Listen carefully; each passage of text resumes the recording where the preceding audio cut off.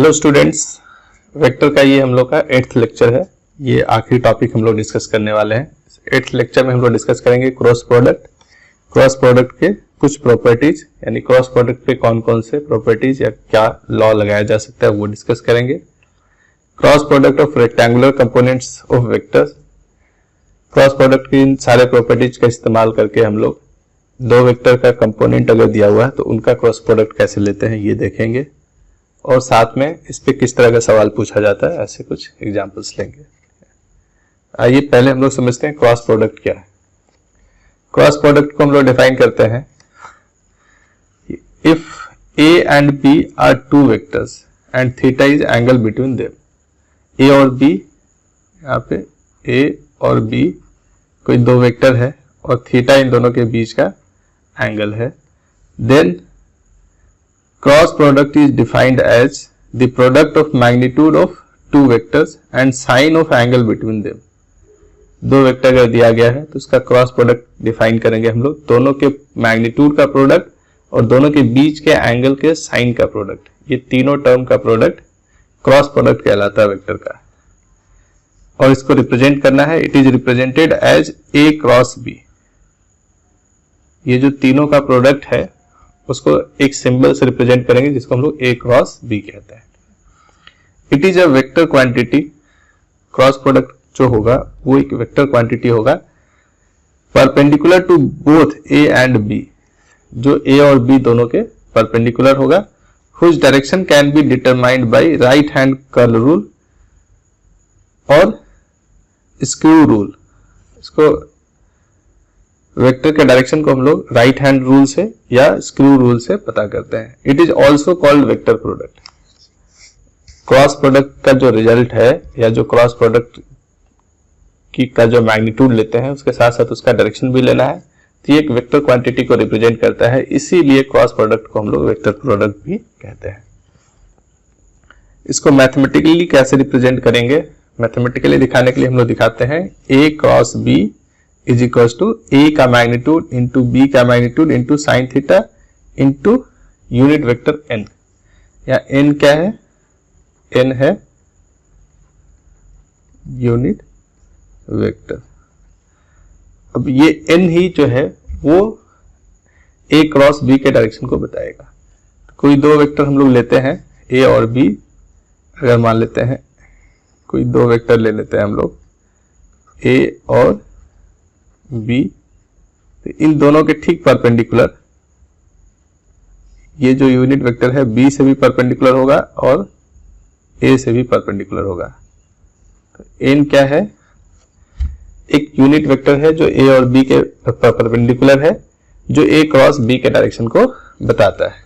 पर एक समस्या यहाँ पे आएगी कि परपेंडिकुलर जैसे ऊपर लिया गया वैसे नीचे वाली लाइन ये भी परपेंडिकुलर हो सकता है ए और बी के। अगर ये n परपेंडिकुलर है तो उसका अपोजिट जो दूसरा एरो होगा वो भी परपेंडिकुलर होगा। अब ये दोनों में से कौन सा वेक्टर जो है या कौन सा डायरेक्शन जो है वो a क्रॉस b के डायरेक्शन को रिप्रेजेंट करेगा, इसी को समझने के लिए हम लोग राइट हैंड रूल का इस्तेमाल करते हैं, या राइट हैंड कर्ल रूल भी इसको कहते हैं, या फिर स्क्रू रूल का इस्तेमाल करेंगे। तो ये राइट हैंड कर्ल रूल और स्क्रू रूल को भी हम लोग को साथ साथ समझना है क्रॉस प्रोडक्ट के साथ।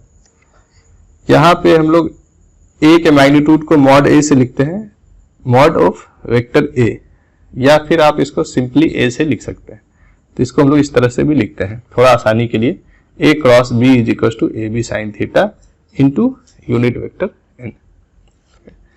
अब हम लोग आइए देखते हैं कि यहाँ पे कैसे डिसाइड करेंगे कि जो यूनिट वेक्टर है उसका डायरेक्शन क्या होगा, या फिर जो क्रॉस प्रोडक्ट का रिजल्ट आएगा उसका डायरेक्शन क्या होना चाहिए। राइट हैंड कर्ल रूल समझते हैं हम लोग, जिससे पता करेंगे कि दो वेक्टर के क्रॉस प्रोडक्ट का डायरेक्शन क्या होगा। राइट हैंड कर्ल रूल बता रहा है, कह रहा है stretch the four fingers of right hand towards first vector and curl it in the direction of second vector through smaller angle. Right hand के फोर फिंगर को दो वेक्टर के बीच का जो सबसे छोटा एंगल होगा उस स्मॉलर एंगल के तरफ से फोर फिंगर को कर्ल करना है। In this process the stretched thumb, ये जो स्ट्रेच्ड थंब है, will represent the direction of will represent the direction of their cross product. जैसे एग्जाम्पल के तौर पे ये दो वेक्टर ले लेते हैं, ये दो वेक्टर के टेल को एक जगह रखेंगे तब जाकर के दोनों के बीच का एंगल पता चलता है। जैसे ये वेक्टर ए है, बी है, ए क्रॉस बी करना है तो ए को फर्स्ट वेक्टर कहेंगे, बी को सेकेंड वेक्टर कह रहे हैं यहाँ पे।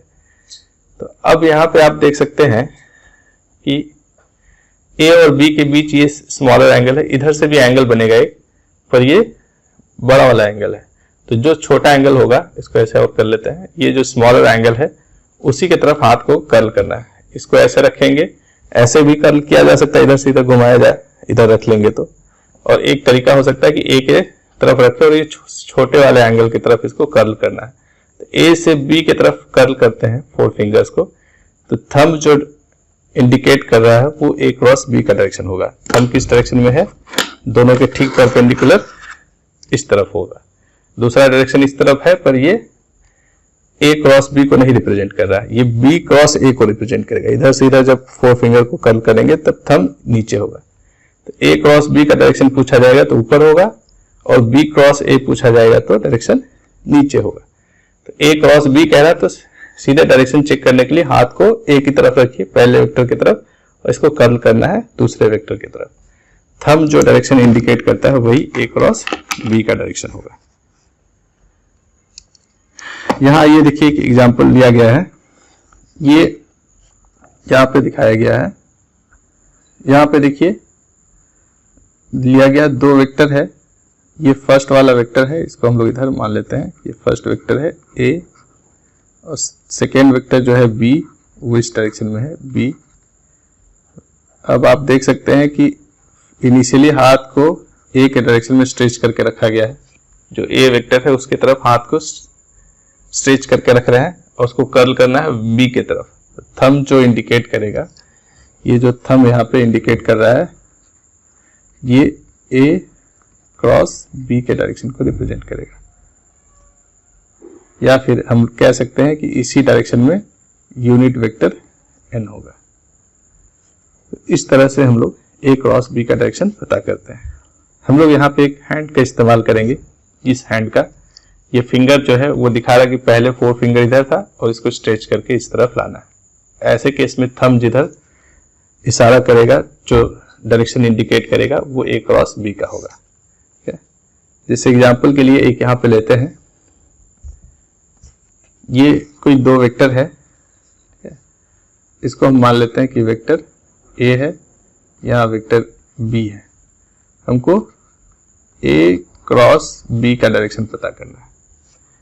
इसके लिए हम लोग हैंड को लाएंगे और हैंड के 4 फिंगर्स को फिर से हमको किधर रखना है, जो ए है ए की तरफ रखना है, और कर्ल करना है इसको बी की तरफ। ठीक है, तो यहाँ पे इसको हम लोग ऐसे दिखा सकते हैं कि 4 फिंगर को लाना है ए के डायरेक्शन में, और इसको कर्ल करना है किधर, बी की तरफ, इस तरफ कर्ल करना है। इधर से नहीं करेंगे, ये बड़ा वाला एंगल हो जा रहा है तो इस तरफ से कर्ल नहीं करना है, हमको छोटे वाले एंगल से कर्ल करना है। तो हाथ की पोजीशन कैसा होगा इसको यहाँ पे देख सकते हैं। ये देखिए, ये हाथ पहले इधर रखे हम लोग और फिर कर्ल किए, थंब किधर चला गया है, अंदर की तरफ चला गया है। तब यहाँ पे ये वेक्टर ए हम लोग मान लिए थे, इसको हम लोग वेक्टर बी कह रहे हैं। ठीक है, ये इस तरफ हाथ को कर्ल किया गया, थंब किधर चला गया, अंदर चला गया। अब अंदर, बोर्ड के अंदर और बाहर 2 डायरेक्शन होता है, दोनों को इंडिकेट करने के लिए हम लोग सिंबल यूज करते हैं। यहाँ पे जब अंदर चला जाएगा तो ये एरो का जो पूंछ होगा, जो टेल होगा, उसको दिखाते हैं। तो इस तरह से क्रॉस दिखा देते हैं। क्रॉस का मतलब है इनवर्ड डायरेक्शन। और अगर बाहर आता, बोर्ड के प्लेन के ठीक बाहर इस तरह वेक्टर होता, तो इसको हम लोग डॉट से दिखाते हैं। इसको हम लोग कहते हैं आउटवर्ड डायरेक्शन। तो इस तरह से हम लोग क्रॉस और डॉट का इस्तेमाल करते हैं। तो यहां पे हम लोग दिखाएंगे कि ए क्रॉस बी जो है उसका डायरेक्शन कहां पे है, अंदर की तरफ चला गया। तो हम लोग इस तरह से क्रॉस वाले साइन से दिखाएंगे। इस केस में ए जहां इस तरफ है, बी इधर है, तो ए क्रॉस बी कर रहे हैं। ए क्रॉस बी का डायरेक्शन किधर हो गया, अंदर की तरफ, और यही डायरेक्शन यूनिट वेक्टर एन का भी है। मैग्नीट्यूड कितना होगा, इसका मैग्नीट्यूड अगर बात करें तो a into B into sine theta in, ये मैग्नीट्यूड हो गया यहां से यहां तक। इस तरह से मैग्नीट्यूड भी बताया जा सकता है अगर a और b का मैग्नीट्यूड पता हो। मान लीजिए ये एंगल 120 डिग्री है, ठीक है, ये एंगल 120 डिग्री है, a का मैग्नीट्यूड मान लेते हैं कि 5 है और b का जो मैग्नीट्यूड है वो 4 दिया हुआ है। तो a क्रॉस b का वैल्यू क्या हो जाएगा, a क्रॉस b हो जाएगा हमारा इस केस में 5 into 4 into sine 120 unit vector n, तो हो गया 20 इंटू √3/2। साइन 120 का वैल्यू कितना है, √3/2। कॉस 120 का वैल्यू होता है -हाफ। साइन का वैल्यू 0 से 180 डिग्री तक कोई भी एंगल लेंगे, साइन की वैल्यू हमेशा पॉजिटिव होता है। तो यहाँ पॉजिटिव में वैल्यू लिए हैं इंटू n, तो इसका एग्जैक्ट मैग्नीट्यूड हम लोग बता सकते हैं, ये आ गया है 10√3। और डायरेक्शन के लिए हम लोग क्या करेंगे, ये राइट हैंड कर्ल रूल का इस्तेमाल करेंगे। तो इस तरह से किसी भी दो वेक्टर का, जहां भी कोई दो वेक्टर दिया हुआ है उसका क्रॉस प्रोडक्ट बताना हो तो हम लोग आसानी से उसका मैग्नीट्यूड और डायरेक्शन बता सकते हैं। अब यहाँ पे एक सवाल आता है, जैसे पिछले क्लास में भी आप लोगों को बताया था मैंने, कि क्रॉस प्रोडक्ट की जो वैल्यू है वो ए बी साइन थीटा क्यों है। जैसे पिछले क्लास में आप लोगों से एक सवाल मैंने पूछा था कि डॉट प्रोडक्ट का value A B cos theta क्यों है। तो आपको एक चीज बता दे, फिजिक्स में कुछ डेफिनेशंस है, कुछ लॉज है, कुछ थ्योरम है। तो जो डेफिनेशन है उसका कोई प्रूव नहीं होता है। डेफिनेशन का मतलब होता है कि एक पर्टिकुलर टर्म का नाम देना। यहाँ दो वेक्टर का मैग्नीट्यूड और उनके बीच के एंगल के साइन का जो प्रोडक्ट है, इस प्रोडक्ट को हम लोग नाम दिए हैं क्रॉस प्रोडक्ट। तो इसका कोई प्रूव नहीं है। हाँ, इसका फिजिकल सिग्निफिकेंस हो सकता है। जैसे कुछ और अगर टर्म हम लोग डिफाइन करना चाहे तो उसको कुछ और नाम दे सकते हैं। इसका फिजिकल सिग्निफिकेंस हो सकता है। बहुत बार ऐसा होता है कि कुछ ऐसे फिजिकल क्वांटिटीज हैं जो दो वेक्टर पे डिपेंड करता है और वो खुद भी वेक्टर है, और दोनों के प्रोडक्ट पे और उसके साथ साथ उन दोनों के बीच के एंगल के साइन के प्रोडक्ट पे डिपेंड करता है। ठीक है, जैसे हम लोग मूविंग चार्ज पे मैग्नेटिक फील्ड में जब फोर्स लगाते हैं तो V क्रॉस B के पे डिपेंड करता है फोर्स ऑन मूविंग चार्ज। तो हम लोग मूविंग चार्ज पे जो फोर्स है मैग्नेटिक फील्ड के द्वारा वो F = QV क्रॉस B लिख देते हैं डायरेक्ट। तो वहां इससे सब क्रॉस प्रोडक्ट से हमको पता चल जाता है कि उसका डायरेक्शन क्या होगा, दोनों के परपेंडिकुलर होगा और मैग्नीट्यूड कितना होगा ये पता चल जाता है। तो क्रॉस प्रोडक्ट की मदद से हम लोग कुछ और जो फिजिकल क्वांटिटी है उसको हम लोग आसानी से डिफाइन कर सकते हैं। इसीलिए क्रॉस प्रोडक्ट को डिफाइन किया गया है। ठीक है, ये एक मात्र डेफिनेशन है। चलिए अब इसी को हम लोग देखते हैं, स्क्रू रूल से वेक्टर का डायरेक्शन कैसे पता किया जा सकता है। ये तो राइट हैंड कर्ल रूल था। स्क्रू रूल में हम लोग क्या करते हैं कि ये मान लेते हैं कि यहाँ पे ये वेक्टर A है और इधर इसको हम लोग वेक्टर B कह रहे हैं, और A से B का जो छोटा वाला एंगल है उसको पहले दिखा लेते हैं। तो A से B के तरफ ये ऐसे एंगल लिया जाता है। तो स्क्रू रूल जो है उसमें स्क्रू को रख करके स्क्रू ड्राइवर को हमको घुमाना है A से B की तरफ, जो छोटी वाली एंगल है उसके तरफ। यानी A स्क्रू को रखेंगे और इधर A से B की तरफ इसको घुमाएंगे और उसके बाद देखेंगे कि ये किधर जा रहा है, अंदर जा रहा है या बाहर आ रहा है। स्क्रू को जब हम लोग घुमाते हैं तो या तो अंदर जाता है या बाहर आता है। और आप देखेंगे कि स्क्रू को जब आप क्लॉकवाइज घुमाते हैं तो अंदर जाता है, एंटी क्लॉकवाइज घुमाते हैं तो वो बाहर निकलता है। तो यहाँ पे हम लोग स्क्रू को इसके ऊपर रख के देखेंगे। रखना कैसे है, ये इस तरह से रखना है। ठीक है, यहाँ स्क्रू हम लोगों ने रखा, वेक्टर A है, ये वेक्टर B है। घुमाना किधर से है, A से B की तरफ घुमाना है। तो इसको हम लोग स्क्रू को इस तरफ घुमाते हैं, मान लीजिए इस तरह से घुमाएं। इस तरह से जब स्क्रू को आप घुमाएंगे, रोटेट कराएंगे, इस तरह से क्लॉकवाइज घुमाएंगे तो स्क्रू किधर जाएगा, अंदर की तरफ जाएगा।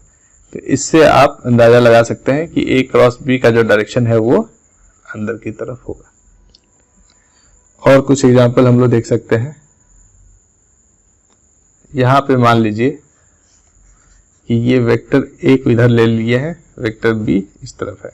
अब ए क्रॉस बी बताना हम लोग को। तो 4 फिंगर को किधर रखेंगे, जिधर ए है उस तरफ रखेंगे। इस बार हम लोग का ए इस साइड है तो हम लोग इस बार इस तरफ 4 फिंगर को रखेंगे और बी की तरफ घुमाना है तो हाथ को इधर मोड़ना होगा, तब ये बी की तरफ घूमेगा। ऐसे अगर रखेंगे तो ये बड़े वाले एंगल की तरफ से फिर मुड़ के जाएगा।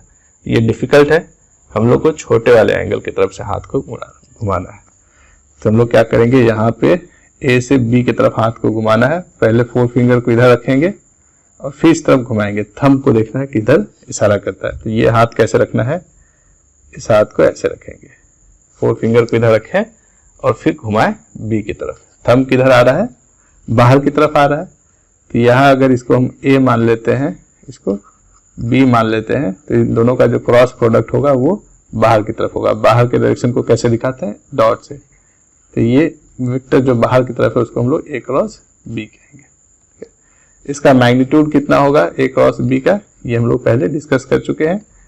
ए क्रॉस बी का जो मैग्नीट्यूड है वो हमेशा कितना होगा, ए बी साइन थीटा के बराबर, ये याद रखना है। इसको आइए देखते हैं ऐसे स्क्रू रूल से कैसे करेंगे। तो स्क्रू को हम इसके ऊपर रखते हैं और घुमाएंगे कैसे, इसको हम ए माने हैं, इसको हम लोग बी कह रहे हैं और ए क्रॉस बी करना। तो ए क्रॉस बी करेंगे, इस तरफ घुमाएंगे। जब आप स्क्रू को ऐसे घुमाएंगे ए से बी की तरफ, तो ये कैसा हो गया, एंटी क्लॉकवाइज हो रहा है। एंटी क्लॉकवाइज जब घूमेगा तो ये बाहर की तरफ स्क्रू आएगा। इसको इस तरह से घुमाएंगे तो स्क्रू बाहर की तरफ आएगा। जब बोर्ड के बाहर की तरफ आएगा तो इसका डायरेक्शन किधर होना चाहिए, बाहर होना चाहिए। तो या आप स्क्रू रूल इस्तेमाल कीजिए या फिर राइट हैंड कर्ल रूल का इस्तेमाल कीजिए, दोनों से रिजल्ट जो है एक ही मिलेगा। और दोनों का इस्तेमाल सिर्फ हम लोग डायरेक्शन पता करने के लिए करते हैं। एक एग्जांपल और हम लोग लेते हैं।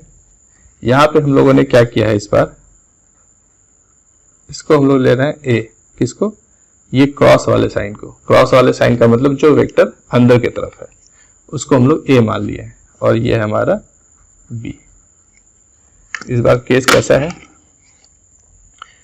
ये ब्लू वाले पेन को ए मान रहे, ए अंदर है और बी नीचे है।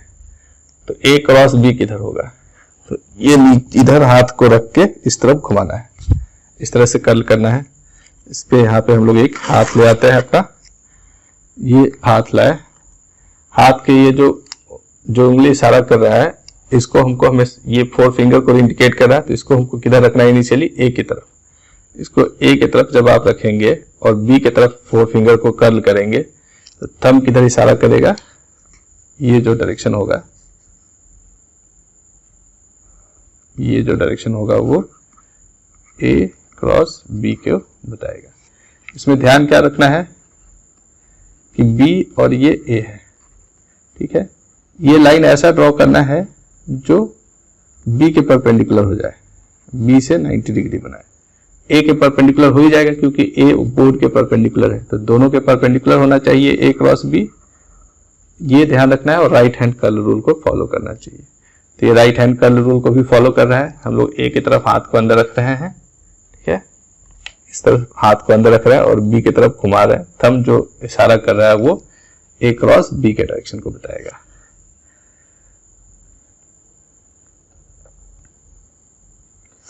अगला सवाल ऐसा ही लेते हैं। इस बार हम लोग ए को लिए हैं बोर्ड के बाहर और ये हमारा बी है। अब ए क्रॉस बी करना है, ठीक है।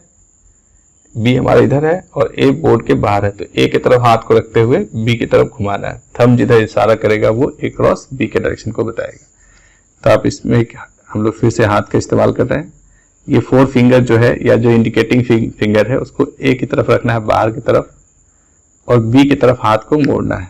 तो थंब जिधर इशारा कर रहा है ये थंब का इशारा है, ये क्या बताएगा, ए क्रॉस बी को बताएगा। अगर ये ए है और ये वेक्टर बी है तो इस तरह से किसी भी डायरेक्शन में दिया गया हो, प्लेन में चाहे वो बोर्ड के अंदर हो बाहर हो, दोनों वेक्टर बोर्ड में ही हो, किसी भी तरह के केस में आप राइट हैंड कर्ल रूल का इस्तेमाल करके ए क्रॉस बी के डायरेक्शन को बता सकते हैं। ठीक है?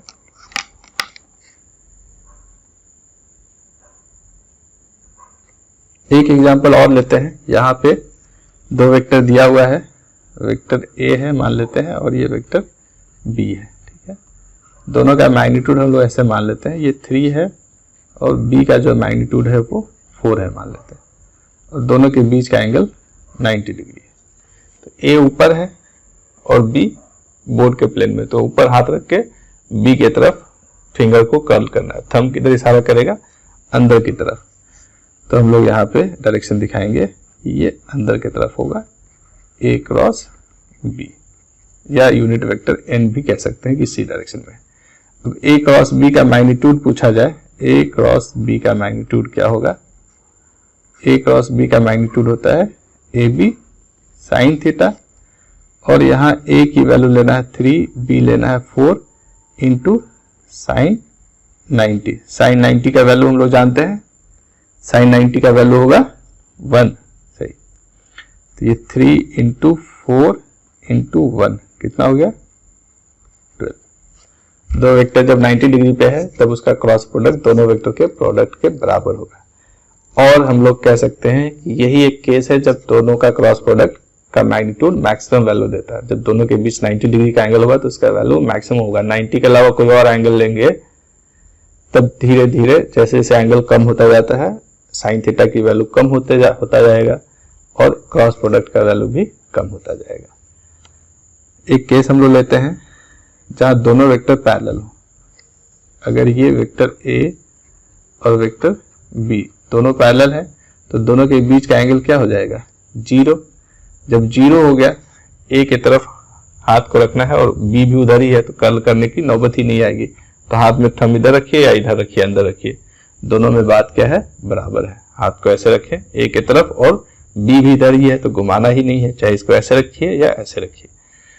तो इस सिचुएशन में क्या होता है, सबसे पहला चीज कि ए क्रॉस बी का जब मैग्नीट्यूड लेंगे तो ये हो जाता है ए बी साइन 0, और पूरा जब साइन 0 का वैल्यू 0 है तो इसको किसी भी फाइनाइट वैल्यू से मल्टीप्लाई कीजिए, रिजल्ट क्या होगा 0 ही आएगा। तो 0 वेक्टर को हम लोग पहले भी डिफाइन कर चुके हैं कि 0 वेक्टर का मैग्नीट्यूड 0 होता है और डायरेक्शन इनडिटरमाइंड होता है। इसका डायरेक्शन हम लोग नहीं बता सकते हैं, तो यहाँ डायरेक्शन नहीं पता चलेगा। और क्रॉस प्रोडक्ट जब दो वेक्टर पैरेलल हो तो उसका क्रॉस प्रोडक्ट 0 होता है। एंटी पैरेलल होगा तब भी यही होगा। दो वेक्टर अगर एंटी पैरेलल हो, ये एंगल 180 डिग्री का हो, तब साइन 180 डिग्री भी क्या होता है 0 होता है। तो उस केस में भी क्रॉस प्रोडक्ट का रिजल्ट 0 होगा। तो ये कुछ अलग अलग केसेस था जहां हम लोग क्रॉस प्रोडक्ट का रिजल्ट क्या होगा ये देख रहे थे। अब हम लोग इसके बाद डिस्कस कर रहे थे कि हमको डिस्कस करना है कि दो वेक्टर का कंपोनेंट दिया होगा तब उसका क्रॉस प्रोडक्ट कैसे निकालेंगे। पर उसके पहले कुछ प्रॉपर्टीज हम लोग देखेंगे। क्रॉस प्रोडक्ट कौन कौन से जो लॉ है मैथमेटिकल ऑपरेशन का उसको फॉलो करता है और किसको फॉलो नहीं करता है। Properties of cross product, cross product के कुछ प्रॉपर्टीज हम लोग को यहाँ पे चेक करना है। कुछ लॉज है जो कि मैथमेटिकल ऑपरेशन पे अप्लाई किया जाता है। यहाँ पे हम लोग को चेक करना है कि वो क्रॉस प्रोडक्ट पे एप्लीकेबल है या नहीं। जैसे कुछ प्रॉपर्टीज हम लोग अप्लाई क्या क्या करते हैं। कम्यूटेटिव लॉ हम लोग डॉट प्रोडक्ट में भी डिस्कस कर लिए थे। एसोसिएटिव लॉ चेक करते हैं और डिस्ट्रीब्यूटिव लॉ चेक करते हैं। तो ये तीन तरह के प्रॉपर्टीज हैं जो हम लोग मैथमेटिकल ऑपरेशन पे प्लस पे माइनस पे इनटू पे डिवीजन पे चेक करते हैं। कुछ जगहों पे ये वैलिड है, कुछ जगहों पे वैलिड नहीं है। तो क्रॉस प्रोडक्ट पे ये वैलिड है या नहीं, या क्रॉस प्रोडक्ट उस लॉ को फॉलो करता है या नहीं, ये चेक करना है। कम्यूटेटिव लॉ के बारे में कहा जाता है cross product does not follow the commutative law. Commutative law को ये फॉलो नहीं करता है। अब कम्यूटेटिव लॉ क्या है। कम्यूटेटिव लॉ हम लोग पहले भी डिस्कस किए हैं। किसी भी मैथमेटिकल ऑपरेटर के दोनों तरफ जो नंबर है या जो टर्म दिया गया उसका ऑर्डर बदल दिया जाए और रिजल्ट पे कोई फर्क ना पड़े तब हम लोग कहते हैं कम्यूटेटिव लॉ को फॉलो करता है। जैसे ए क्रॉस बी है, अब यहाँ ए और बी के पोजीशन को चेंज कर दे और रिजल्ट नहीं बदलता तब कहते हैं कम्यूटेटिव लॉ को फॉलो करता है। पर ये कह रहा है डज नॉट फॉलो, मतलब ये बराबर नहीं होगा। ए क्रॉस बी जो है वो बी क्रॉस ए के बराबर नहीं होगा, दोनों का रिजल्ट अलग अलग होगा। जैसे पहले ही हम लोग डिस्कस कर चुके हैं कि मान लीजिए दो वेक्टर है ए और बी, तो ए क्रॉस बी का डायरेक्शन ऊपर आता है राइट हैंड कर्ल रूल से, और बी से ए की तरफ अगर फिंगर को घुमाएंगे, बी क्रॉस ए करेंगे तो नीचे की तरफ रिजल्ट आएगा। तो ए क्रॉस बी और बी क्रॉस ए जो है दो अलग अलग डायरेक्शन में वेक्टर देता है, तो दोनों सेम नहीं होगा, इसलिए ये दोनों बराबर नहीं है। हाँ, बराबर दोनों का मैग्नीट्यूड बराबर है, डायरेक्शन अलग अलग है। वैसे केस में दोनों एक दूसरे का नेगेटिव वेक्टर कहलाता है, तो हम लोग इसको ऐसे भी लिख सकते थे, ए क्रॉस बी एक्चुअली में बराबर होगा बी क्रॉस ए के नहीं, माइनस बी क्रॉस ए के। बी क्रॉस ए में माइनस साइन लगा दीजिए तो उसका डायरेक्शन बदल जाएगा, तब दोनों बराबर हो जाएंगे। सेकेंड रूल है, सेकेंड रूल हम लोग लगाते हैं एसोसिएटिव लॉ का। एसोसिएटिव लॉ में हम लोग एक ही ऑपरेशन को एक से ज्यादा बार जब करते हैं तब एसोसिएटिव लॉ चेक करते हैं। Cross product does not follow the associative law, इसको भी ये फॉलो नहीं कर रहा है, does not follow the associative law. Associative law क्या है, यहां मान लीजिए कि ए क्रॉस बी क्रॉस सी करना है, ठीक है। तो इसमें किसी दो का क्रॉस प्रोडक्ट पहले लेंगे, फिर तीसरे का उसके रिजल्ट के साथ लेंगे। अगर ए क्रॉस बी पहले किया जाए और उसका फिर क्रॉस प्रोडक्ट सी के साथ लेते हैं, और अगर कोई यहाँ पे एसोसिएशन जो बनाया गया पहले वो ऑर्डर बदल दे, यानी ए क्रॉस बी क्रॉस सी में कोई पहले बी क्रॉस सी करे और फिर उसका क्रॉस प्रोडक्ट ए के साथ ले, तब ऐसे में रिजल्ट सेम नहीं होगा, तभी हम लोग कहेंगे कि ये एसोसिएटिव लॉ को फॉलो नहीं करता। अगर दोनों रिजल्ट सेम होगा तब कहेंगे एसोसिएटिव लॉ को फॉलो करता है। इसको यहां पे चेक कर सकते हैं, देखिए ये मान लीजिए कोई तीन वेक्टर बना लेते हैं, ठीक है। यहाँ का एंगल θ1 है, ये θ2 है, ये वेक्टर ए है, वेक्टर बी है, वेक्टर सी है। अब ए क्रॉस बी आप करेंगे तो ए क्रॉस बी आप देख रहे हैं कि ए से बी की तरफ करेंगे तो थंब अंदर की तरफ है, तो ए क्रॉस बी का डायरेक्शन किधर होगा, अंदर होगा। यहीं पे ये ए क्रॉस बी होगा, और ये वेक्टर अंदर है और उसको फिर सी से क्रॉस प्रोडक्ट लेना है। तो ए क्रॉस बी अंदर है, ठीक है, और सी की तरफ इसको घुमाएंगे, थंब किधर आ जाएगा, सी की तरफ। जब इसको घुमाएंगे, ए क्रॉस बी अंदर रख के सी की तरफ घुमाएंगे तो थंब नीचे की तरफ आ रहा है, यानी सी के परपेंडिकुलर एक लाइन खींच लीजिए इस तरफ। तो ये ए क्रॉस बी का क्रॉस फिर लेते हैं सी के साथ, तब मिलता है जो इससे 90 डिग्री पे है। अब अगर बी क्रॉस सी पहले कर लेते हैं तो बी क्रॉस सी भी नीचे ही आएगा, बी क्रॉस सी नीचे आएगा, और इसका फिर ए के साथ लेना है, नहीं सॉरी ए का इसके साथ लेना है। ए वेक्टर जो है उसको अंदर मोड़ना है, तो ये ऊपर की तरफ आएगा कहीं, तो ये डायरेक्शन जो होगा वो इस तरफ होगा। आप राइट हैंड कर्ल रूल का इस्तेमाल कर सकते हैं, तो ये आ जाएगा ए का क्रॉस प्रोडक्ट बी क्रॉस सी के साथ। ए की तरफ हाथ को रखिए और इसको बी की तरफ घुमाइए, ए की तरफ हाथ को रखिए और बी अंदर है, बी की तरफ घुमाइए, तो थंब हमेशा ऊपर आएगा। तो ये जो दोनों रिजल्ट आया है, इन दोनों का डायरेक्शन भी अलग अलग है, एक इस तरफ है, एक इस तरफ है, और मैग्नीट्यूड भी अलग होगा। तब ऐसे केस में हम लोग कह सकते हैं कि ये दोनों रिजल्ट बराबर नहीं होंगे, और जब दोनों बराबर नहीं होगा तो हम लोग कह सकते हैं कि एसोसिएटिव लॉ को फॉलो नहीं करता है। वैसे ही हम लोग चेक करते हैं, cross product follows the distributive law, ये सिर्फ डिस्ट्रीब्यूटिव लॉ को फॉलो कर रहा है। डिस्ट्रीब्यूटिव लॉ क्या है, क्रॉस प्रोडक्ट के साथ एक सम का रिजल्ट भी, क्रॉस प्रोडक्ट के साथ साथ सम का भी इस्तेमाल करें, यानी किसी दो वेक्टर के सम के साथ क्रॉस प्रोडक्ट ले, या दोनों का क्रॉस प्रोडक्ट अलग अलग लेकर के ऐड करें। अगर दोनों रिजल्ट बराबर है तो कहेंगे ये डिस्ट्रीब्यूटिव लॉ को फॉलो करता है। ये दो के अलावा और भी ज्यादा वेक्टर के साथ अप्लाई किया जा सकता है, यानी 3 वेक्टर उसको जोड़े और फिर 3 वेक्टर को अलग जोड़े और फिर उन दोनों का क्रॉस प्रोडक्ट ले ले, या तीनों का डिस्ट्रीब्यूटिव लॉ लगा के क्रॉस प्रोडक्ट ले ले एक एक के साथ, और फिर सबके क्रॉस प्रोडक्ट के रिजल्ट को जोड़े। दोनों केस में अगर रिजल्ट सेम मिलता है तब हम लोग ऐसे केस में कहते हैं कि ये डिस्ट्रीब्यूटिव लॉ को फॉलो करता है। मैथ में ये आप लोग बहुत बार यूज किए होंगे, जैसे ए क्रॉस बी प्लस सी है, अगर ये रिजल्ट बराबर हो गया ए क्रॉस बी प्लस ए क्रॉस सी के, ऐसे बराबर होता है। इसमें हम लोग क्या कहते हैं कि ए को का क्रॉस प्रोडक्ट बी के साथ लेंगे और फिर ए का सी के साथ लेंगे, ए का बी के साथ लिया और ए का सी के साथ लिए।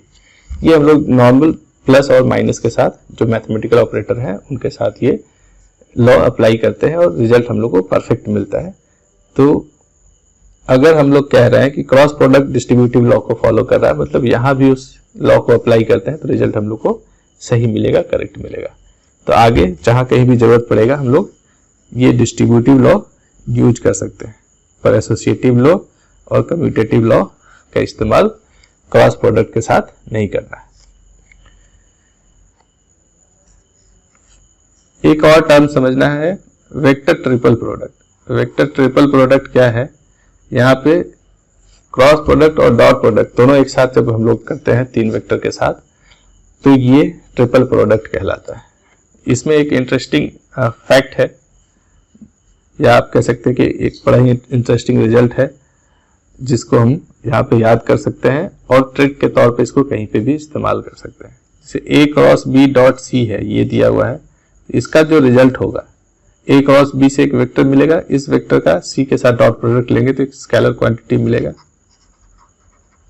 ठीक है, अगर यहाँ पे ये ए बी सी जो ऑर्डर है ए बी सी, उसके बाद फिर आगे बढ़ेंगे तो ए बी सी, इसको हम लोग साइक्लिक ऑर्डर कहते हैं। ऐसे ए बी सी, ये साइक्लिक ऑर्डर है। इसी ऑर्डर में तीनों को अगर हम लोग चेंज करें तो रिजल्ट पे कोई फर्क नहीं पड़ता है। क्रॉस प्रोडक्ट और डॉट प्रोडक्ट को अपने जगह रहने दीजिए। हम यहाँ स्टार्ट करते हैं ए से, ए बी सी। अगर बी से स्टार्ट करेंगे तो बी, बी के बाद आता है सी, सी के बाद ए, बी सी ए। अगर सी से स्टार्ट करते हैं तो सी के बाद किसको लेना है? ए, ए के बाद बी, सी ए बी। ये तीनों को अगर हम लोग चेंज कर रहे हैं पर साइक्लिक ऑर्डर को फॉलो करते हुए चेंज कर रहे हैं और डॉट प्रोडक्ट क्रॉस प्रोडक्ट को अपने जगह पे रखे हुए हैं, तो रिजल्ट में कोई फर्क नहीं पड़ेगा। तो यहाँ पे ये तीनों का रिजल्ट क्या है? सेम मिलेगा। तो कहीं पे भी इस तरह का ट्रिपल प्रोडक्ट आए, चाहे ए क्रॉस बी डॉट सी है, अगर आप ए और बी का क्रॉस प्रोडक्ट नहीं कर पा रहे हैं तो साइक्लिक ऑर्डर में ए बी सी को चेंज कर लीजिए और फिर रिजल्ट ले आइए। तीनों आप तीनों तरीका में कोई भी तरीका अपना सकते हैं, तीनों में रिजल्ट सेम आएगा। तो कुछ जगहों पे हम लोग इसका भी इस्तेमाल करेंगे। अब आइए देखते हैं cross product of unit vector I J K. जैसे डॉट प्रोडक्ट हम लोग चेक किए थे, वैसे क्रॉस प्रोडक्ट चेक करते हैं आई जे के का। तो आपको पहले से मालूम होगा कि आई जे के क्या है। ये मान लीजिए बोर्ड के प्लेन के ठीक बाहर है, ये एक्स एक्सिस है, ये वाई है और ये जेड है। ठीक है, तो एक्स के अलोंग जो यूनिट वेक्टर है उसको हम लोग आई कहते हैं, वाई के अलोंग जो यूनिट वेक्टर है उसको हम लोग जे कहते हैं, और जेड के अलोंग जो यूनिट वेक्टर है उसको हम लोग यूनिट वेक्टर के से रिप्रेजेंट करते हैं। आइए देखते हैं इन सबका क्रॉस प्रोडक्ट का रिजल्ट क्या होगा। यहाँ दिखा रहा है आई क्रॉस जे जो है वो के के बराबर होगा। आई क्रॉस जे यानी वाई की तरफ हाथ को रखते हुए, वाई को हम लोग इधर माने हैं, वाई की तरफ हाथ को रखते हुए एक्स की तरफ मोड़ेंगे। सॉरी, ये आई क्रॉस जे करना है तो आई की तरफ हाथ को रखना। आई किधर है? बोर्ड के बाहर है, और वाई एक्सिस किधर लिया गया है? मेरे तरफ लिया गया। ठीक है, तो इसको हम ऐसे घुमाते हैं, एक्स से वाई की तरफ घुमाते हैं। थंब किधर इंडिकेट कर रहा है? जे की तरफ। ऐसे भी हम लोग जानते हैं यहाँ पे कि अगर आई क्रॉस जे करेंगे तो ये हो जाएगा आई का मैग्नीट्यूड 1, जे का मैग्नीट्यूड 1 इंटू साइन, दोनों के बीच का एंगल कितना? 90 इंटू यूनिट वेक्टर लेना है। अब ये यूनिट वेक्टर क्या होना चाहिए? आई और जे के परपेंडिकुलर होना चाहिए। आई और जे की परपेंडिकुलर यही के है, एक नीचे भी हो सकता है। अब यही दोनों में चेक करना है। तो राइट हैंड कर्व रूल से आई की तरफ यानी एक्स एक्सिस के अलोंग 4 फिंगर को रखते हुए वाई के अलोंग घुमाते हैं, तो जेड एक्सिस किधर आ रहा है? ऊपर। ऊपर जेड एक्सिस दिया है, के दिया गया है, तो आई क्रॉस जे जब भी करेंगे तो रिजल्ट क्या आएगा? यहाँ पे यूनिट वेक्टर क्या लेंगे? के लेंगे, और मैग्नीट्यूड ये सब मल्टीप्लाई करेंगे तो कितना आ जाएगा? 1 आ जाएगा। तो इसलिए हम लोग आई क्रॉस j को 1 इंटू के लिखेंगे, 1 इंटू के मतलब k हो गया। तो जैसे i क्रॉस j k हो गया, उसी तरह बाकी रिजल्ट भी चेक कर सकते हैं। j क्रॉस k करेंगे तो i आएगा, j किधर है इधर और k किधर है ऊपर, तो j की तरफ 4 फिंगर को रखते हुए k की तरफ घुमाइए, थंब किधर आ रहा है x के डायरेक्शन में आ रहा है, तो j क्रॉस k करेंगे तो रिजल्ट मिलेगा i। इन दोनों का क्रॉस प्रोडक्ट का मैग्नीट्यूड 1 होगा, क्योंकि दोनों का मैग्नीट्यूड 1 है और एंगल 90 डिग्री है, तो 1 इंटू 1 इंटू साइन 90, तीनों का प्रोडक्ट 1 ही होगा। तो यहाँ पे इसीलिए प्रोडक्ट इसका जो मैग्नीट्यूड है फाइनल 1 आ रहा है, सिर्फ डायरेक्शन दिखाना है, मैग्नीट्यूड 1 हो और डायरेक्शन किधर हो x का, तो वो i से हम लोग दिखा रहे हैं। ऐसे ही हम लोग i क्रॉस j करेंगे तो k आएगा, i क्रॉस j। अच्छा, ये सेम चीज रिपीट हो गया, इसको हम लोग ऐसे कह सकते हैं k क्रॉस i कर लीजिए। अगला रिजल्ट क्या है, k क्रॉस i करिए तो हमको ये j मिलेगा। k किधर है, ऊपर है, और i किधर है, बाहर, तो इसको ऐसे घुमाइए, थंब किधर आएगा, k ऊपर i बाहर, घुमाएंगे थंब आ रहा है j की तरफ, तो ये j के बराबर होगा। ठीक है, तो इसके जगह पे आप ये लिख लीजिएगा।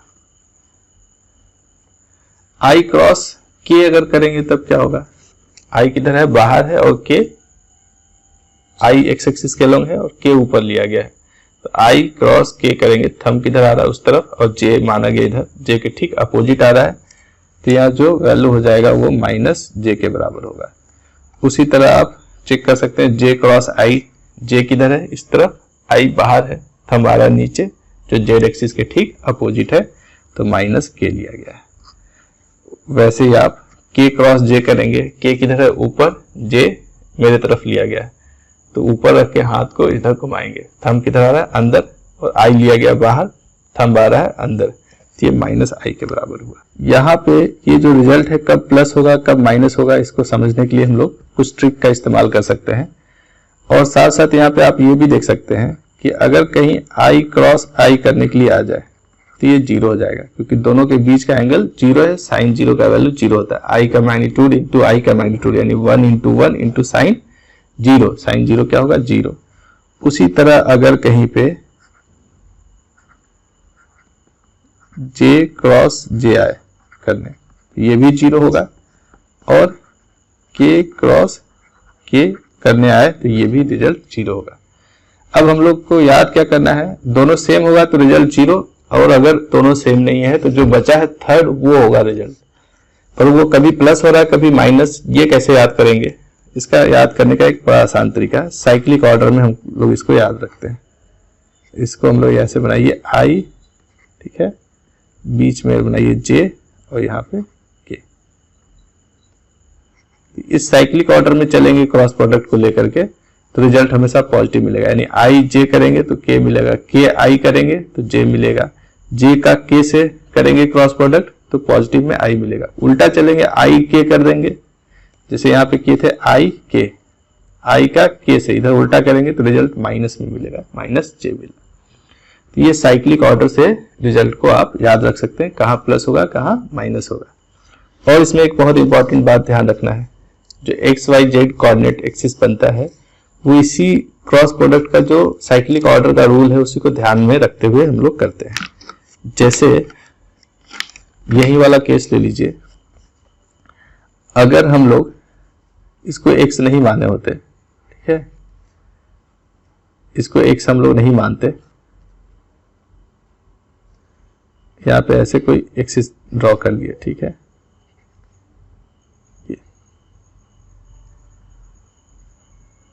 कोई अगर इसको x, इसको y, इसको z नहीं मान सकते। क्यों?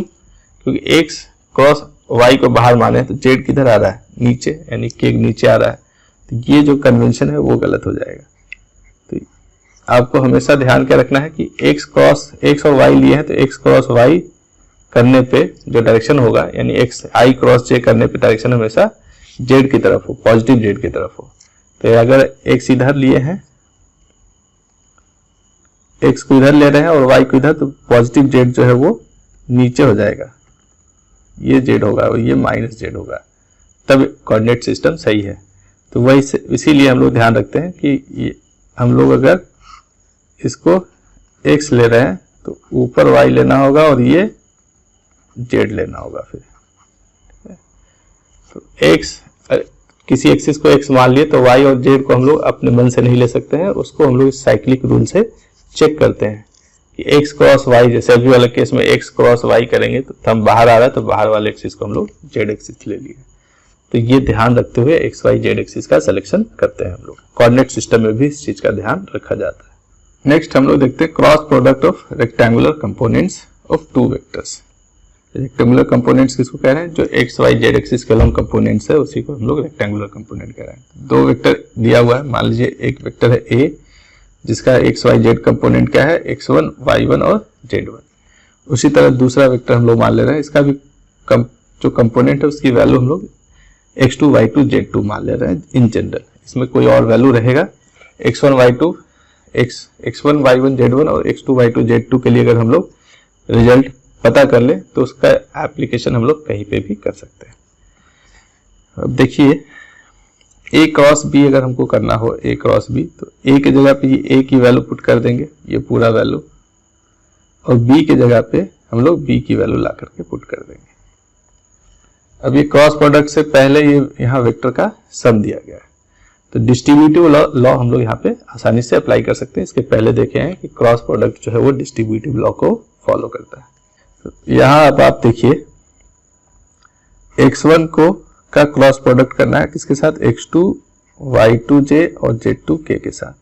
तो पहले x1 का लिख लेंगे x1 cross x2i, x1i cross y2j, x1i cross z2k। उसी तरह y1 का तीनों के साथ क्रॉस प्रोडक्ट लिखेंगे और z1 का इन तीनों के साथ क्रॉस प्रोडक्ट लिखेंगे।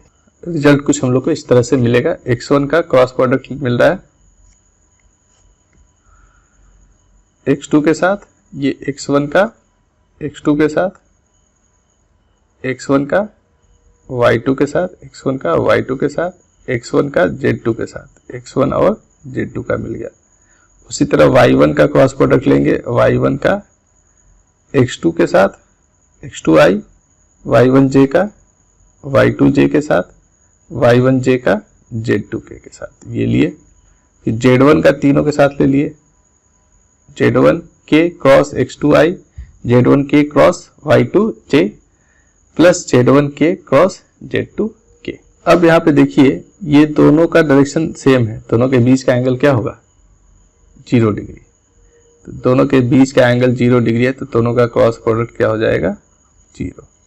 उसी तरह ये दोनों 90 डिग्री पे, x के डायरेक्शन में, दूसरा y के डायरेक्शन में है। ये x के डायरेक्शन में वेक्टर है, एक z के डायरेक्शन में है, एक y के डायरेक्शन में है, दूसरा x है। ये दोनों y के डायरेक्शन में हो जाएंगे। जिसके साथ यूनिट वेक्टर j लगा हुआ है उसका डायरेक्शन y का डायरेक्शन होगा, तो इसका भी क्रॉस प्रोडक्ट 0 होगा। दो वेक्टर सेम डायरेक्शन में है तो साइन थीटा में थीटा की वैल्यू 0 लेना होगा, थीटा 0 ले लेंगे तो क्रॉस प्रोडक्ट 0 हो गया। तो ये टर्म 0 हो गया। उसी तरह एक जगह आया होगा यहाँ देखिए z1 क्रॉस z2, तो ये भी 0 हो गया। अब हमको क्या लिखना है? जो बच गया उनको हम लोग लिखेंगे। ये दोनों है i क्रॉस j है, x1i क्रॉस y1j y2j। तो i cross j cyclic rule याद करना है, i j का क्रॉस प्रोडक्ट k हो जाता है। तो मैग्नीट्यूड दोनों का मल्टीप्लाई हो जाएगा, x1 y2 इंटू साइन 90 का वैल्यू 1 होता है, तो x1 y2 into unit vector क्या लेके i क्रॉस j की जगह पे k ले लेंगे। तो हम लोग ऐसे इसका x1 y1 इंटू k, यहाँ पे देखिए i क्रॉस k है, i के बाद साइक्लिक ऑर्डर में j आता है पर i क्रॉस k है, यानी उल्टा ऑर्डर ले रहे हैं, तो यहाँ पे माइनस j आएगा इसके जगह पे। तो इसके जगह पे माइनस j लेंगे तो ये माइनस साइन आ गया। उसी तरह j i है, j के बाद आता है k पर आया है j के बाद i, तो ये भी माइनस होगा। थर्ड वाला रिजल्ट भी माइनस हो गया। मैग्नीट्यूड लेंगे y1 x2 into j cross i k होगा, तो यहाँ पे k लिया गया, माइनस k हो गया। थर्ड वाला इसको लेना है y1 z2 लिए, j cross k cyclic order में है, j क्रॉस k का रिजल्ट होगा i, तो यहाँ i ले लिया गया, ये प्लस में आया। फिर देखिए यहाँ समझिए, प्लस में लेना है या माइनस, के आई है, के के बाद साइक्लिक ऑर्डर में आई आता है, आई जे के, फिर आई जे के के बाद आई आना चाहिए, तो के है पहले फिर आई है, साइक्लिक ऑर्डर को फॉलो कर रहा है, तो इसका रिजल्ट पॉजिटिव होना चाहिए, यहाँ पे पॉजिटिव लिया है, के क्रॉस आई जे होगा। उसी तरह भी यहाँ पे देख लीजिए,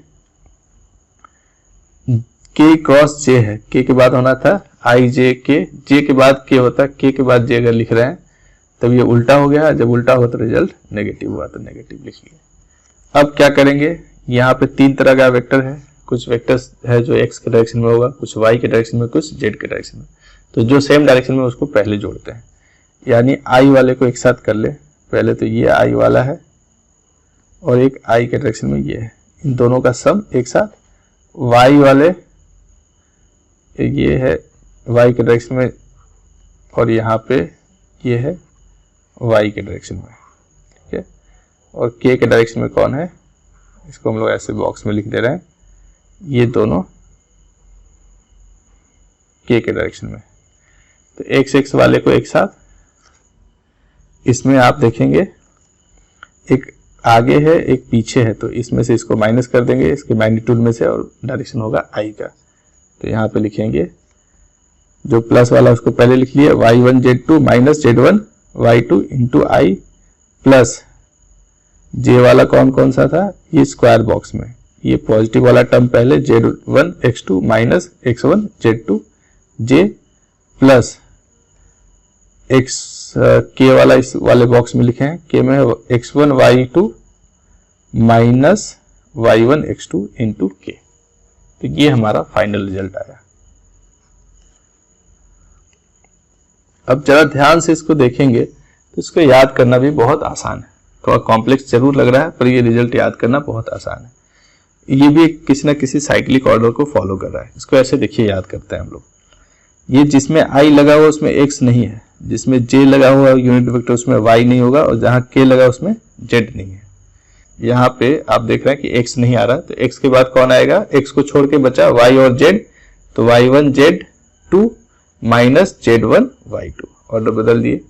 दूसरे वाले में जो j वाला है उसमें क्या याद रखना है, j का मतलब होता है ये y के डायरेक्शन को दिखा रहा, तो इसमें y नहीं होगा, y के बाद कौन आता है z, तो z1 x2 minus x1 z2, तो यहाँ z1 x2 minus x1 z2। उसी तरह k वाले में आपको कैसे याद करना है, k वाले में z को छोड़ दीजिए, तो x y z के बाद फिर आएगा x, x1 y2 minus y1 x2, ऐसे आपको ऑर्डर याद रखना। तो ये रिजल्ट आप इस तरह से याद कर सकते हैं। और देखिए इसको समराइज करते हैं, दो वेक्टर दिया हुआ हो इस तरह से, जहां a x1 i है, y1 j plus z1 k है, और जो b वेक्टर है वो है x2 i plus y2 j plus z2 k। a और b a और b जो है रेक्टेंगुलर कंपोनेंट्स के फॉर्म में दिया हुआ है, नहीं x y z एक्सिस के लॉन्ग कंपोनेंट्स इसका दिया हुआ है।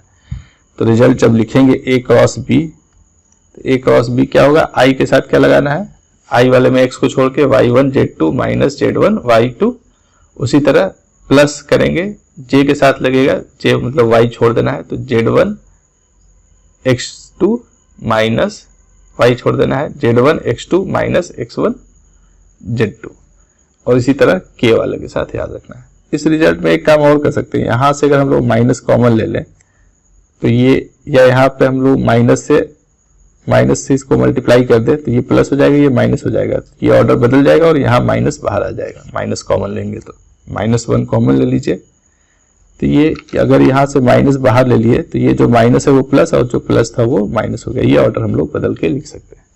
अभी हम लोग बताते हैं कि इसको ऐसा क्यों किया गया है। अब ये जो रिजल्ट आया है इसको आप डिटर्मिनेंट के तरीके से भी याद रख सकते हैं। डिटर्मिनेंट एक अरेंजमेंट है इस तरह के प्रोडक्ट के लिए। डिटर्मिनेंट क्या है ये भी हम लोग यहाँ साथ साथ समझेंगे। ये इस तरह से इस रिजल्ट को लिख सकते हैं। कैसे लिखना है, जब कभी भी a क्रॉस b दिया हुआ है तो i j k के ऊपर लिखेंगे, a का जो कंपोनेंट्स है x1 y1 और z1 उसका मैग्नीट्यूड लिख दिए, और नीचे में b वाले के सारे कंपोनेंट्स का मैग्नीट्यूड लिख दिए। अब इससे यहां तक पहुंचना बहुत आसान है। ये अगर डिटर्मिनेंट के फॉर्म में लिख दिए हैं तो ये रिजल्ट ऐसा पूरा आ सकता है। कैसे आ सकता है, इसको लिखने का एक तरीका आपको याद रखना है। अब हम लोग इसके पहले जो किए हैं डिस्ट्रीब्यूटिव लॉ लगा करके प्रोडक्ट, वो बार बार नहीं करेंगे। हम लोग डिटर्मिनेंट के फॉर्मेट पे लिखेंगे और डायरेक्ट रिजल्ट तक पहुंचेंगे। कैसे लिखेंगे देखिए, आई के साथ जो कोफिशिएंट होगा उसमें ये आई वाला जो रो और कॉलम है उसको ढक दीजिए, ये नहीं आएगा। तो आई के साथ जो कोफिशिएंट आएंगे वो इतनी चारों का क्रॉस मल्टीप्लिकेशन होगा, उसमें इन दोनों का और इसका प्रोडक्ट लेंगे। यानी हम लोग लेते हैं y1 z2 माइनस इन दोनों का लेंगे तो z1 y2। ये किसका कोफिशिएंट है, आई का, माइनस सेकेंड वाले में हम लोग माइनस कर लेते हैं। अब हम क्या करेंगे, अब j के कोफिशिएंट के लिए j का जो कॉलम है और j का जो रो है उसको छोड़ दीजिए, तो बचा ये चार टर्म, इसी का क्रॉस प्रोडक्ट लेते हैं। x1 z2 कैसे लेंगे, इधर पहले से स्टार्ट करते हैं, x1 z2 minus z1 x2 into j करेंगे। देखिए अब यहां माइनस ले लिए तो ये रिजल्ट इससे मैच कर गया। अब आप लोग समझ गए होंगे कि अगला रिजल्ट कौन सा आने वाला है। अब इसको हम मिटा लेते हैं। k के कोफिशिएंट के लिए k का रो और k का कॉलम हम लोग ढक देते हैं। ये चार बचा, इसी का प्रोडक्ट लेंगे। अब ये माइनस लिए थे, अब अगला फिर प्लस लेंगे। तो अगला टर्म जो होगा वो होगा यहाँ प्लस लेने के बाद ये हो जाएगा x1 into y2, x1 into y2 minus y1 into x2, y1 into x2 into k। ये आप ये रिजल्ट देख लीजिए और यहाँ ऊपर वाला रिजल्ट देख लीजिए, दोनों क्या है, सेम है। तो पहले डिटर्मिनेंट लिखिए, फिर उसका इस डिटर्मिनेंट का जो एक्सपेंशन है वो लिख दीजिए, या इस एक्सपेंशन को इस डिटर्मिनेंट के फॉर्म में लिखा जा सकता है। तो दोनों तरीके से हम लोग प्रोसीड कर सकते हैं।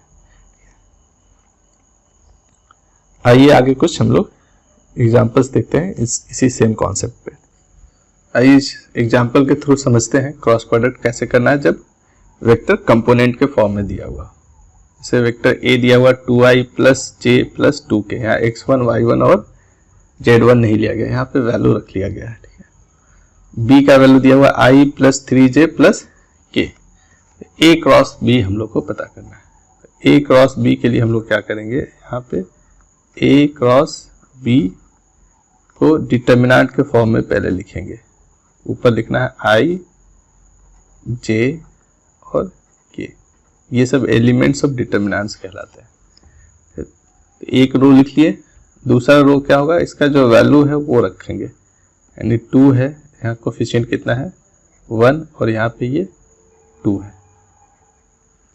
फिर नीचे हम लोग b का जो कोफिशिएंट है उसको लिखते हैं, नीचे लिखना है 1 3 और फिर 1, इसका कोफिशिएंट है 1, यहाँ 3 और यहाँ फिर 1 है मैग्नीट्यूड, तो ये लिख लिए। अब इसको एक्सपैंड करके लिखना है, कैसे लिखेंगे, i के साथ जो प्रोडक्ट में होगा वो i को ढक लेंगे और बचा 1 इंटू 1, तो हम लोग पहले लिखेंगे 1 इंटू 1 माइनस 3 इंटू 2, तो ये हो गया 3 इंटू 2 इंटू आई माइनस, अगला टर्म क्या लिखना है, माइनस लिखना है, याद रखिएगा। जे का जो कोफिशिएंट हुआ उसके लिए जे के रो और कॉलम को ढकना है। बचेगा कौन, इसको ढक देंगे तो ये बच गया 2 इंटू 1 माइनस 1 इंटू 2 इंटू जे प्लस, अब ये के वाले में के रो और कॉलम को ढकना है, तो इसको और इसको हम लोग ढक देंगे, तो बचेगा कौन, ये बच गया 2 इंटू 3 माइनस 1 इंटू 1 इंटू के लिखेंगे। इस तरह से इसको लिखना है। अब ये रिजल्ट क्या देगा, ये हो गया 1 इंटू 1 1, 1 माइनस कितना करना है 6, तो ये हो जाएगा -5i। ये 2 इंटू 1 माइनस 1 इंटू 2, ये दोनों क्या हो गया 0, तो ये टर्म पूरा गायब हो जाएगा। अब सीधे k में आइए, 2 इंटू 3 6 माइनस 1 क्या हो गया 5k, ऐसा रिजल्ट मिला। तो इस तरह से हम लोग डिटर्मिनेंट में हम लोग पहले लिखेंगे और फिर ये जो i j k के फॉर्म में जो वेक्टर आना है उसको हम लोग आसानी से i j k का कोफिशिएंट लिख सकते हैं, डिटर्मिनेंट वाले रूल्स हैं। या अगले एग्जांपल में a और b लिया गया है। a का जो कंपोनेंट्स है 2i plus j minus k, इसमें एक नेगेटिव कंपोनेंट भी है। b है i plus 3j plus 2k, तो प्लस माइनस होने से कोई फर्क नहीं पड़ता है, जो रूल है वो सेम है सब जगह। क्या करेंगे वैसे ही सब जगह करेंगे हम लोग। यहाँ पे जो कोफिशिएंट है वो -1 सिर्फ ले लिया जाएगा, जहां भी माइनस रहेगा वो माइनस ही लिया जाएगा। इसको लिखना है a cross b is equals to, determinant के फॉर्म में लिखेंगे, ऊपर का एक रो बनाएंगे i j और यूनिट वेक्टर k से, ठीक है, और नीचे का एक रो बनाएंगे इसके सारे कंपोनेंट्स से। नीचे लिखेंगे 2, यहाँ पे है मैग्नीट्यूड 1 और ये है -1, तो ये कोफिशिएंट लिखा जाएगा k का। यहाँ i j k का जो कोफिशिएंट है वो लिखेंगे 1, यहाँ पे है 3 और ये है 2, ये लिखिए। इसके बाद हम लोग क्या करते हैं, i के लिए ये पूरा रो तो हटाइए, i में हम लोग इसको i वाले कॉलम को छोड़ देते हैं, ये चारों का क्रॉस मल्टीप्लिकेशन करते हैं। तो जल्दी से करते हैं, 1 इंटू 2, 1 इंटू 2 कितना हो गया 2 माइनस 3 इंटू -1 कितना हो गया -3, ये माइनस माइनस क्या हो जाएगा यहाँ plus into i, minus j वाले में इसको ढकेंगे तो 2 इंटू 2 कितना हो गया 4, और ये 1 इंटू -1 कितना हो गया -1, तो ये माइनस फॉर्मूले में भी लगना है, माइनस माइनस प्लस हो जाएगा। j प्लस k वाले के लिए क्या करेंगे, इसको ढकेंगे, इसको ढकेंगे तो ये बचा 2 इंटू 3 6 माइनस 1 इंटू 1, इन दोनों को मल्टीप्लाई कीजिए, 1 इंटू 1 हो जाता है 1 इंटू k, ये कर लिए। अब अगला स्टेप क्या है, इन दोनों को सब्ट्रैक्ट करना है, लेकिन यहाँ माइनस माइनस प्लस हो गया तो ऐड हो जाएंगे दोनों, ये हो गया हमारा इक्वल्स टू 5i माइनस, ये माइनस माइनस क्या हो गया प्लस, तो 4 में जोड़ दिए तो प्लस 5 हो गया, और ये माइनस साइन बाहर तो -5j, और ये प्लस 6 में से एक गया तो 5k। तो इस तरह से हम लोग रिजल्ट लिख सकते हैं। एक और एग्जांपल देख लेते हैं आखिरी। यहाँ पे a और b दिया गया है। a में देखिए दो ही कंपोनेंट है i और j, तो k वाले में हम लोग क्या करते हैं, इसमें हम लोग मान लेते हैं कि ये 0k है, यानी k का जो कोफिशिएंट है वो 0 है। तो अब जब हम लोग इसको डिटर्मिनेंट से सॉल्व करेंगे a क्रॉस b को, तो कैसे लिखेंगे, i j k को ऊपर लिख लेंगे, नीचे यहाँ सारे कोफिशिएंट को लिखेंगे, तो क्या क्या लिखना होगा, 2 यहाँ पे -1 और ये 0, इसमें क्या लिखेंगे 1 2 -1। अब इसको मल्टीप्लाई कीजिए, आइए i वाले में i को ढकिए पहले, i का रो और कॉलम, ये जो बचा उसको मल्टीप्लाई करना होगा, -1 इंटू -1 क्या हो गया +1 हो गया, और 2 इंटू 0 हो गया 0, तो +1 में से 0 घटाएंगे तो 1 ही रहेगा, इसके साथ i मल्टीप्लाई करना है। माइनस j के लिए क्या क्या करते हैं, इसके इस कॉलम को और रो को ढकेंगे, तो 2 इंटू -1 हो गया -2, और 1 इंटू 0 हो गया 0 इंटू j लिखेंगे, प्लस k के लिए इसको ढक देंगे, तो पहला टर्म हो गया ये 2 इंटू 2, ये फर्स्ट टर्म से ही शुरू करते हैं मल्टीप्लाई करना, 2 इंटू 2 कितना हो गया 4, और 1 इंटू -1 कितना हो गया -1, या माइनस में -1 करते हैं दोबारा तो ये +1 हो जाएगा इंटू k। अब रिजल्ट कैसे लिखेंगे, ये हो गया i माइनस, और ये -2 जो है ब्रैकेट जब खुलेगा तो हो जाएगा +2j +4 और 1 5k। तो इस तरह से हम लोग रिजल्ट लिख सकते हैं। तो आप देखिए कि क्रॉस प्रोडक्ट कैसे करना है जब कंपोनेंट के फॉर्म में वेक्टर दिया हुआ रहेगा। यहाँ पे भी हम लोग क्रॉस प्रोडक्ट का जो बेसिक डेफिनेशन है वही अप्लाई किए हैं, AB sin थीटा वाला, पर क्योंकि कंपोनेंट्स जो है वो सब 90 डिग्री पे है, जब डिस्ट्रीब्यूटिव लॉ लगाते हैं तो 90 डिग्री का जो रिजल्ट है वो दोनों का मैग्नीट्यूड का प्रोडक्ट इनटू यूनिट वेक्टर लेते हैं जो दोनों के परपेंडिकुलर है। तो वो सारा रूल लगाने के बाद हम लोग फाइनल जो रिजल्ट तक पहुंचे हैं उसके लिए ये ट्रिक है जहां डिटरमिनेंट लगाते हैं। तो कहीं भी आपको ये नहीं समझना है कि क्रॉस प्रोडक्ट के लिए दो अलग अलग रूल है। क्रॉस प्रोडक्ट का एक ही डेफिनेशन है, उसी डेफिनेशन से ये आया है डिटरमिनेंट वाला मेथड। ठीक है, दो वेक्टर का क्रॉस प्रोडक्ट लेना है या दोनों का कंपोनेंट दिया हुआ है उसका क्रॉस प्रोडक्ट लेंगे, दोनों में हम एक ही रूल लगाते हैं। बस एक से ज्यादा वेक्टर जहां हो जाता है क्रॉस प्रोडक्ट में, या दो से ज्यादा वेक्टर हो गए उसके कंपोनेंट्स हो गए हैं, ऐसा केस आ गया तो डिस्ट्रीब्यूटिव लॉ लगा लेंगे। अगर आप डिटरमिनेंट वाला रूल याद नहीं रखे हैं तो आप डिस्ट्रीब्यूटिव लॉ लगाइए और बेसिक से चलते हुए क्वेश्चन को सॉल्व कर सकते हैं। तो इस तरह से क्रॉस प्रोडक्ट का कोई भी सवाल हो आप आसानी से सॉल्व कर सकते हैं। फिजिक्स में इसका बहुत सारा एप्लीकेशन है, इसलिए इस कॉन्सेप्ट को खूब अच्छे से समझेंगे और इस पर ज्यादा से ज्यादा क्वेश्चन प्रैक्टिस करने की कोशिश करेंगे। इस वीडियो को आखिरी तक देखने के लिए धन्यवाद। और अगर अभी तक आप लोगों ने हमारा चैनल सब्सक्राइब नहीं किया है तो प्लीज चैनल को सब्सक्राइब कर लें और बेल आइकन दबाएं ताकि कोई भी लेटेस्ट वीडियो बनता है तो आपको नोटिफिकेशन पहले मिले। धन्यवाद।